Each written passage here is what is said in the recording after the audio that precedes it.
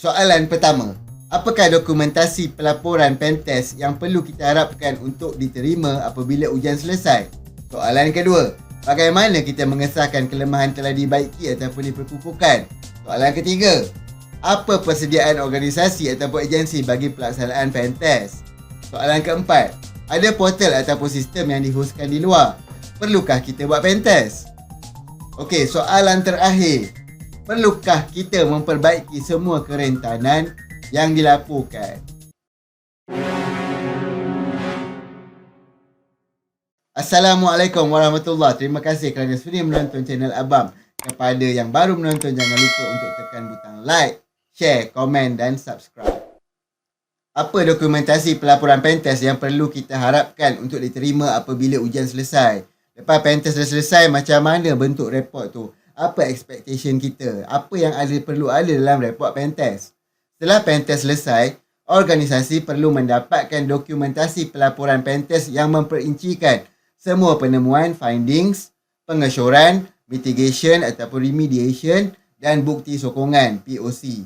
Secara basicnya ada 3 perkara penting dalam laporan pentest guys. Pertama, kena ada findings berdasarkan skop. Yang kedua, dia punya pengesyoran. Daripada findings tu, apa dia punya langkah-langkah pengukuhan, tu pengesyoran.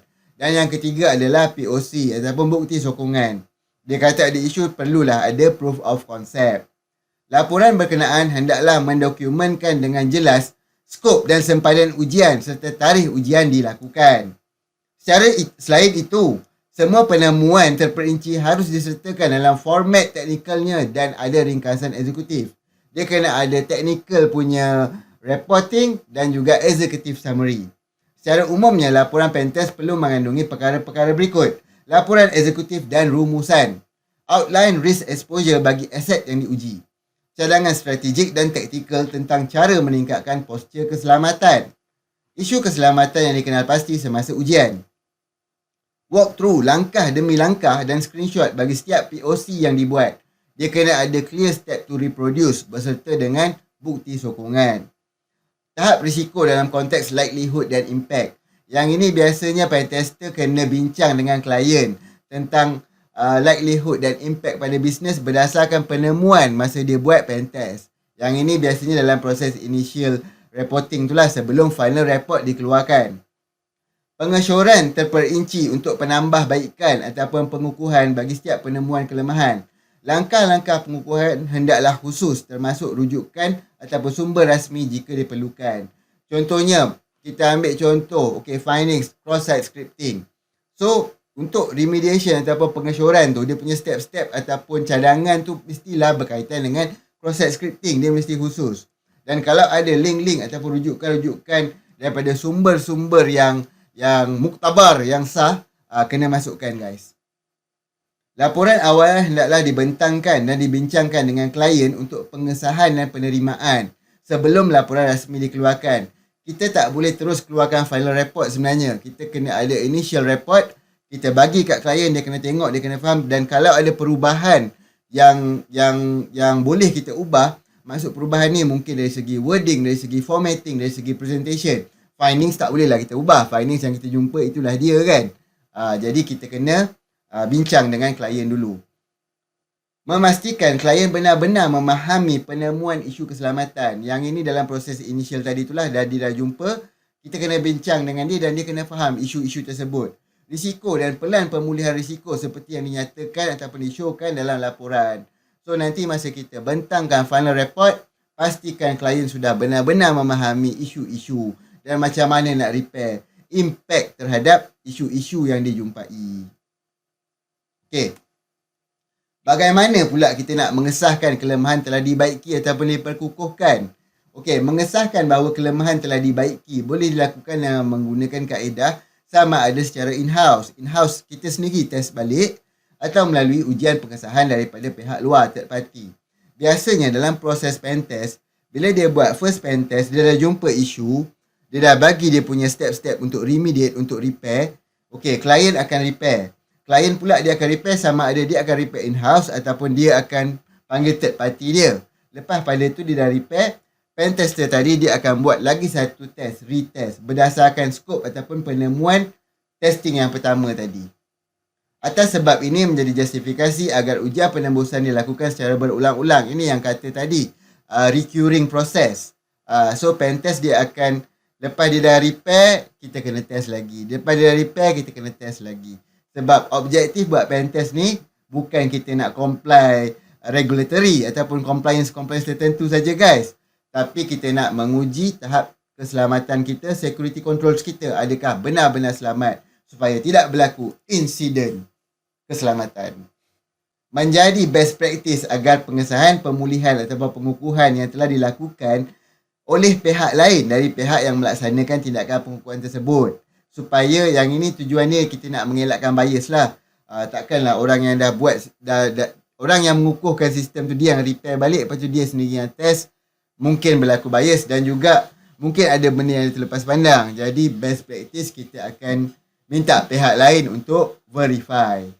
Apa persediaan organisasi ataupun agensi bagi pelaksanaan pen test? Adalah penting bagi organisasi untuk memastikan proses pen test dijalankan dalam keadaan dan syarat yang terkawal. Dia mesti dalam control environment. Kita kena sentiasa monitor supaya pastikan pen tester mengikuti syarat-syarat dan kawalan-kawalan yang telah kita tetapkan.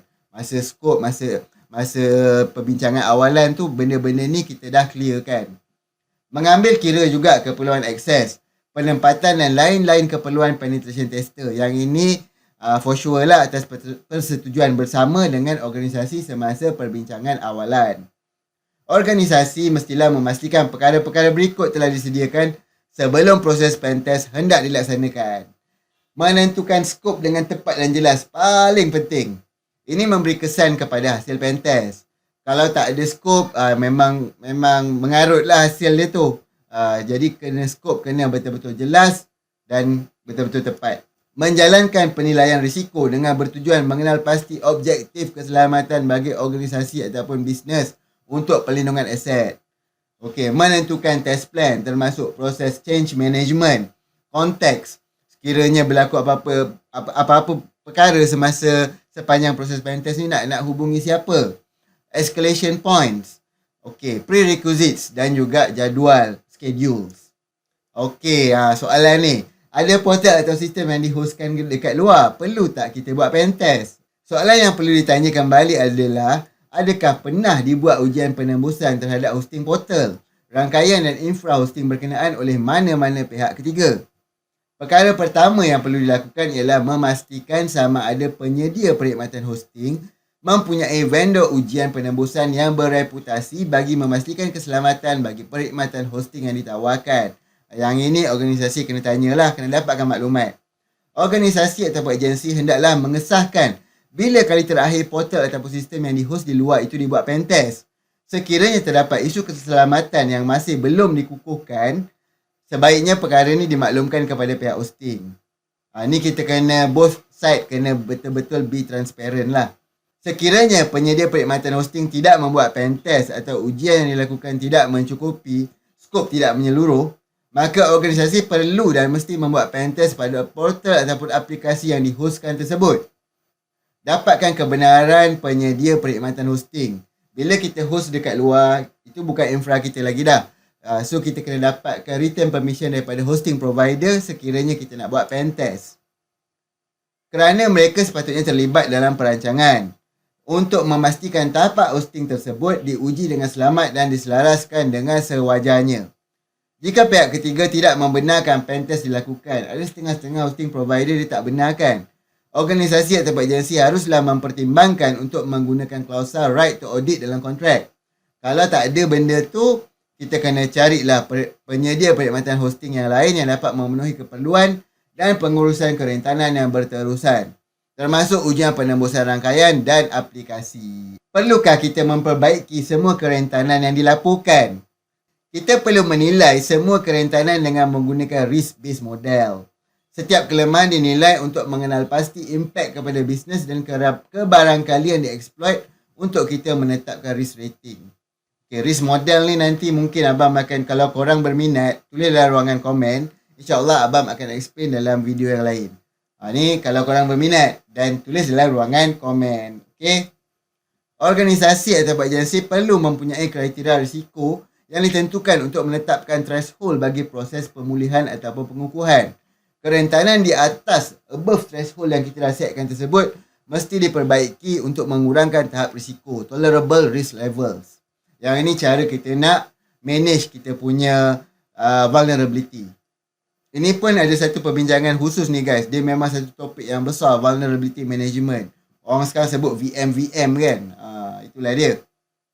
Kerentanan di dalam threshold pula mungkin boleh diterima tanpa pemulihan ataupun pengukuhan.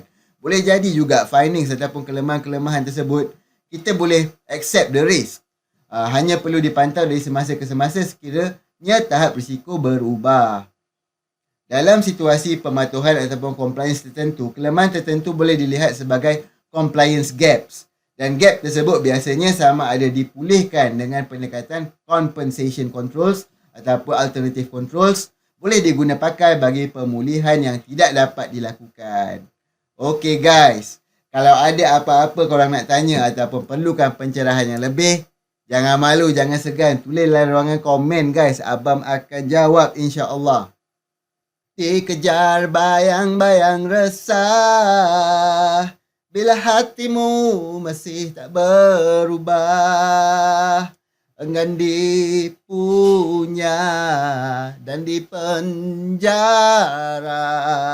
belayan cintaku ini.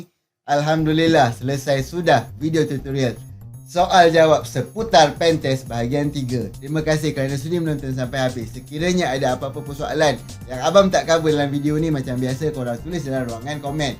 InsyaAllah abang akan pick up dan abang akan jawab.